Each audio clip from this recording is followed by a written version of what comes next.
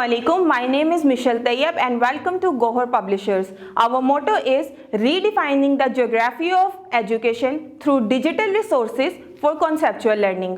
और आज जो हम पढ़ने जा रहे हैं, जिसके बारे में पढ़ने जा रहे हैं, वो है पॉलिटिकल पार्टीज। अच्छा जी, तो सबसे पहले हम पॉलिटिकल पार्टी की डेफिनेशन ले लेते हैं। A group of similar opinions and ideologies, यानी कि ओपिनियंस सोच रखने वाले, आइडियोलॉजी एक ही नजरिए जैसे, सिमिलर मीन एक जैसे, on political who want to make government through the general election to serve the country is called a political party. वो ग्रुप लोगों का जो कि सिमिलर सोच रखते हो, उनका नजरिया एक जैसा हो और वो मुल्क के लिए सेम मुफाद जो है उनका हो, तो वो सारे लोग मिलके जो एक पार्टी तश्कील देते हैं उसे हम पॉलिटिकल पार्टी कहते हैं। The political parties contest in general election by promoting their manifestos.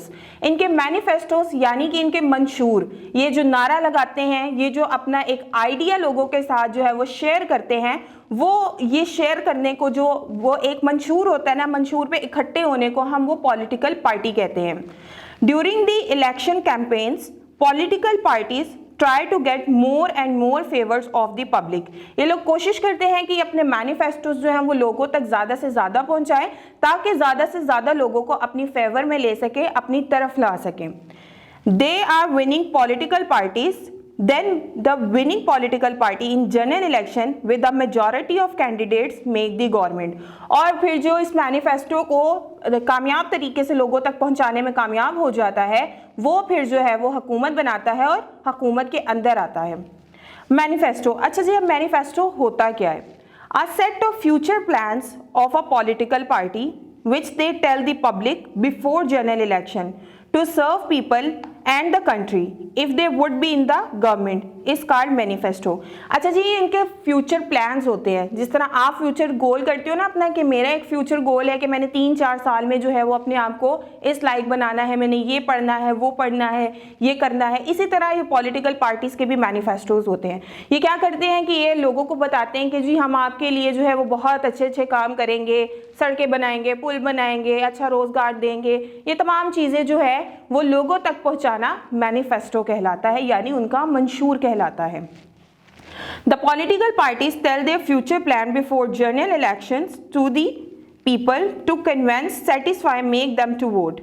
People listen to the different parties manifestos and decide which party they should vote for to make a government।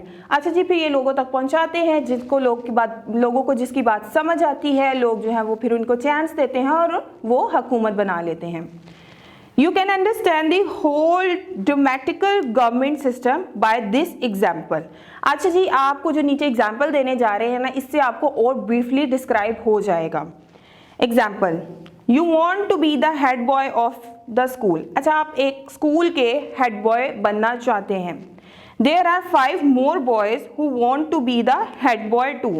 अब आपके साथ 5 और भी लड़के हैं जो कहते हैं कि जी मुझे भी हेड बॉय बनना है। Now how to decide who would be the head boy of the school। अब किस तरह से डिसाइड होगा कि कौन सा बच्चा जो है वो स्कूल का हेड बॉय होगा। The principal says that go to the election and let the students decide for the head boy। फिर प्रिंसिपल क्या करता है? प्रिंसिपल कहता है कि चले हम जो है वो वोटिंग की तरफ चलते हैं, इलेक्शंस करवाते हैं और फिर बच्चों से डिसाइड करवाते हैं कि उनका हेड बॉय कौन होना चाहिए। Now 6 boys want to be head boy, so there are 6 candidates for the head boy। अब जो है वो आपको मिलाकर जो है वो 6 बच्चे हो गए हैं और 6 लड़के जो है वो चाहते हैं कि वो हेड बॉय बने और 6 कैंडिडेट्स हो गए हैं बच्चों के पास कि वो किसको अपना जो है वो leader as a head boy choose करें। 6 कैंडिडेट मीन्स 6 पार्टीज। अब 6 कैंडिडेट्स का मतलब है कि 6 ग्रुप हो गए हैं, 6 ग्रुप ऑफ पीपल जो कि अब अलग अलग अपने मैनिफेस्टोस में काम करेंगे। Every candidate has a party with a different name. अच्छा, फिर वो अपने पार्टीज के नेम सोचेंगे और फिर उसके ऊपर जो है वो लोगों को भी बताएंगे कि हमारी पार्टी का नेम जो है वो ये है। Now a date is fix for election. फिर एक डेट फिक्स कर दी जाती है इलेक्शंस की। Now you and other candidates have time to run a campaign struggle। फिर उनको थोड़ा सा टाइम लिमिट दे दिया जाता है जिसके अंदर वो अपनी कैंपेन को रन करते हैं। You tell about your future plan what you will do in the future for the student as a head boy. फिर जो है वो आप बच्चों को बताते हैं कि अगर आप मुझे सिलेक्ट कर लेते हैं तो मैं आप लोगों के लिए क्या क्या काम करूँगा।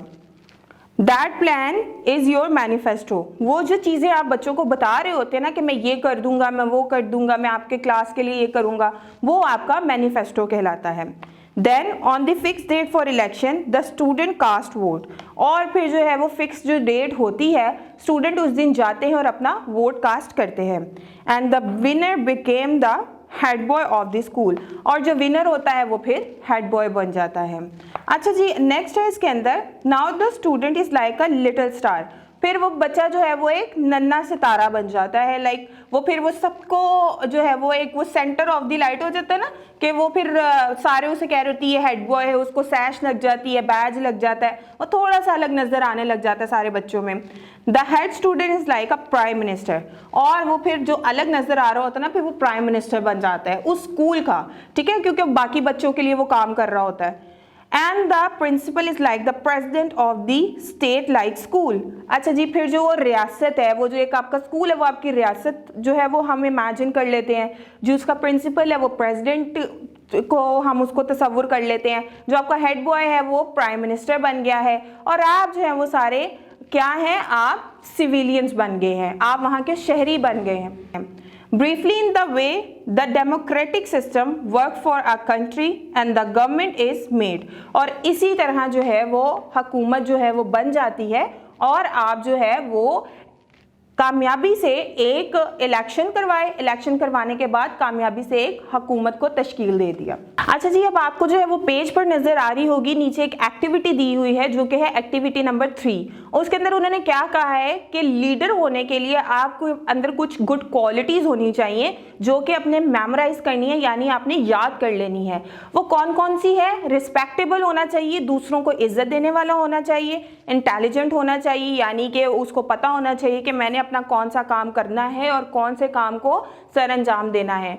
तीसरे नंबर पे क्या है कि जी उसको टॉकेबल होना चाहिए, लाइक उसे पता होना चाहिए कि बात किस तरह से करनी है।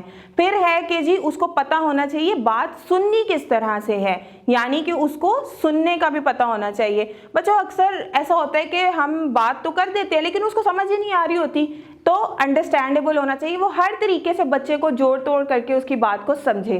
फिर उसके बाद ऑनेस्ट होना चाहिए। ऑनेस्टी सबसे बड़ी जो है ना वो उसके अंदर एक आप कह लें कि उनकी क्वालिटी है। अगर वो ऑनेस्ट नहीं होगा ना तो वो कोई भी काम ऑनेस्टी से नहीं कर सकता। ये लीडर्स की कुछ चंद क्वालिटीज हैं। आप भी लीडर की क्वालिटीज ढूंढ सकते हैं, लिख सकते हैं इस एक्टिविटी में। जरूरी नहीं कि अगर आपको जितनी जो है वो क्वालिटीज दी हैं आपने उसी पे स्टक हो जाना है, आप और क्वालिटीज लिखें और इस एक्टिविटी को और खूबसूरत बनाएं। आप इसके साथ पिक्चर्स वगैरह भी ऐड कर सकते हैं ताकि आपकी एक्टिविटी और ज़्यादा खूबसूरत नजर आए। तो उम्मीद करती हूँ कि आपको आज का लेक्चर भी जो है वो समझ आ गया होगा। मिलते हैं अपनी नेक्स्ट वीडियो में, तब तक अपना बहुत सारा ख्याल रखिएगा। अल्लाह हाफिज़।